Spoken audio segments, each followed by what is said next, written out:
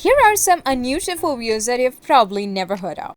Tapophobia, fear of being buried alive.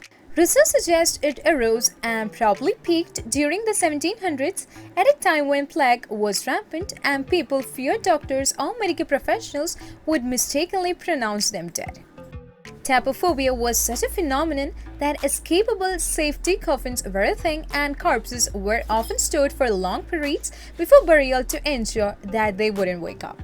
Phonophobia, fear of sound.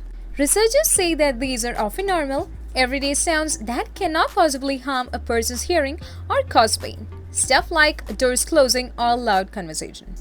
Phonophobia sometimes overlaps with a condition called hyperacusis, which is an abnormally strong reaction to sound stemming from the part of your brain that processes noise.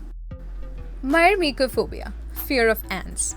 The term is usually applied to species of plants that recoil or don't respond well in the presence of these insects. But research touching on phobias and insect swarms suggests that some people are also freaked out by ants.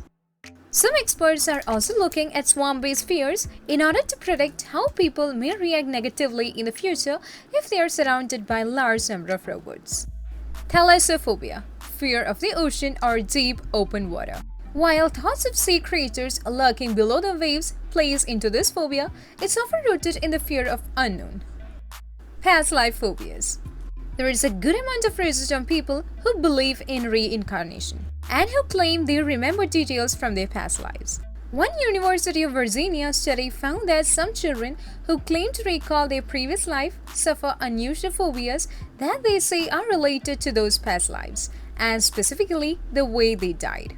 For example, a child might have an intense fear of water that she attributes to drowning in her past life. Emetophobia, fear of dust. Maybe not surprising, research has found it occasionally shows up among librarians, people who are constantly around dust-covered old books. Zoophobia, fear of all animals.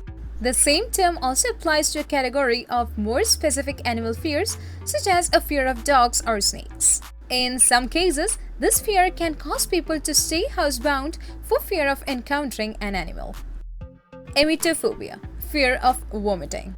Researchers sometimes categorize this fear as sociophobia because patients may fear vomiting because it would be embarrassing if it happened in front of other people. Looking at certain foods or feeling stomach activity can trigger this phobia. If you like the video, do subscribe to get contents like these, and also it would make me happy.